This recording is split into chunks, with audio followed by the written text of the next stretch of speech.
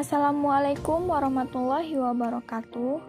Kami dari kelompok 5 dengan mata kuliah Pengantar Teknologi Informasi kelas 1E jurusan Sistem Informasi Fakultas Sains dan Teknologi Universitas Islam Negeri Sultan Syarif Qasim Riau.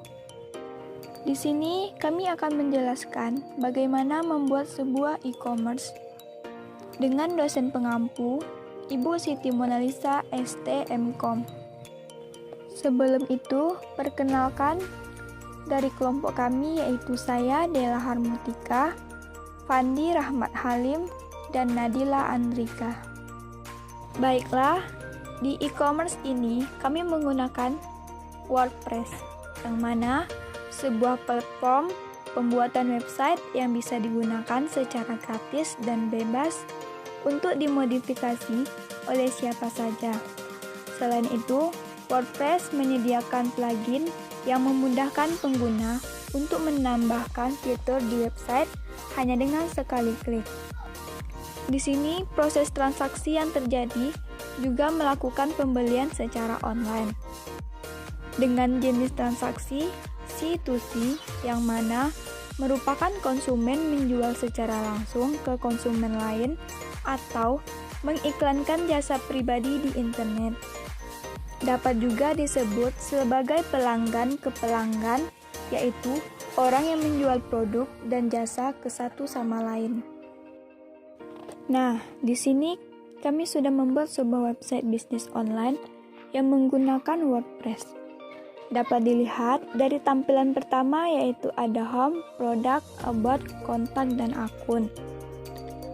Nah, kita beralih ke about yang mana di sini menceritakan tentang web tersebut dan menjelaskan apa produk yang dijual dari web tersebut.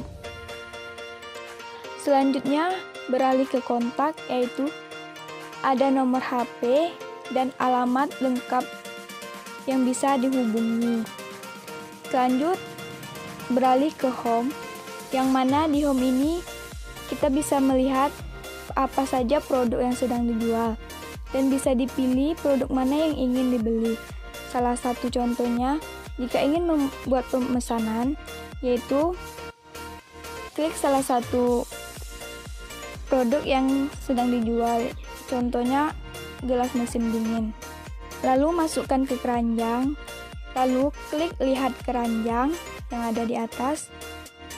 Kemudian pilih jumlah berapa yang ingin dibeli dan melihat total keranjang belanjaan. Kemudian klik lanjutkan checkout. Nah, di checkout ini ada berupa informasi atau data diri seseorang yang ingin membeli. Nah, di sana sudah tertera alamat yang ingin dikirim kemana saja. Nah, dapat dilihat metode pembayarannya ada terbagi menjadi 3. Kamu bisa memilih yang mana tempat yang ingin kamu bayar. Nah, dapat dicontohkan yaitu transfer bank langsung. Kemudian klik buat pesanan. Nah, pesanan kamu sudah diterima. Maka lakukan metode pembayaran yang sudah dipilih dengan kode yang sudah ditetapkan tersebut. Nah, selanjutnya kamu tinggal menunggu pesanan kamu sampai pada alamat yang ditetapkan. Nah, untuk metode pengiriman tersebut diantar langsung dari kurir dari toko ke alamat penerima. Soal nomor 3. Jelaskan arsitektur dan infrastruktur yang digunakan. Yang pertama, arsitektur. Arsitektur adalah peta atau rencana tinggi untuk akses informasi dalam bisnis sebuah perusahaan yang menjadi arahan atau metode suatu bisnis. Pada gambar arsitektur website ini dapat dijelaskan, editor mendesain dan membuat website. Lalu, customer mengunjungi website untuk melakukan pembelian barang. Kemudian, secara otomatis, admin mengkonfirmasi barang pilihan customer dan admin akan memproses barang tersebut. Saya akan menjelaskan mengenai infrastruktur. Infrastruktur adalah fondasi atau kerangka kerja yang mendukung suatu sistem atau organisasi. Adapun perangkat yang digunakan pada perusahaan seperti perangkat, software, dan cabling dalam mendukung teknologi informasi yang ada pada perusahaan sehingga teknologi informasi bisa berjalan. Pada website ini menggunakan WordPress. WordPress adalah sebuah aplikasi sumber terbuka atau open source yang sangat populer digunakan sebagai mesin blog atau blog engine. WordPress dibangun dengan bahasa pemrograman PHP dan basis data atau database MySQL. PHP dan MySQL keduanya merupakan perangkat lunak sumber terbuka atau open source software. Selain sebagai blog, WordPress juga mulai digunakan sebagai sebuah CMS atau Content Management System karena kemampuannya untuk dimodifikasi dan disesuaikan dengan kebutuhan penggunanya, dan tentunya ada beberapa infrastruktur yang perlu digunakan seperti komponen, manajemen, dan layanan untuk menunjang dan membantu perusahaan.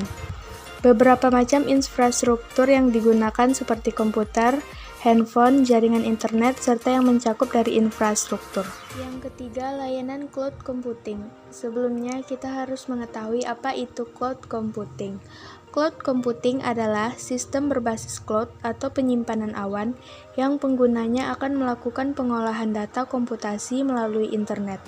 Pengguna cloud computing tidak perlu install aplikasi karena internet akan mengirimkan perintah komputasinya ke pusat server.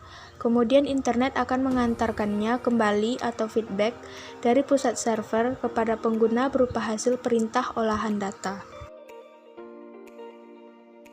Untuk soal nomor 5, sistem keamanan website ini menggunakan Secure Socket Layer atau SSL dan plugin. SSL adalah cara sebuah situs web membuat sambungan aman dengan browser web pengguna, dan plugin adalah kode software dengan fungsi tertentu yang memungkinkan aplikasi atau program untuk menjalankan fitur tambahan di aplikasi atau program tersebut.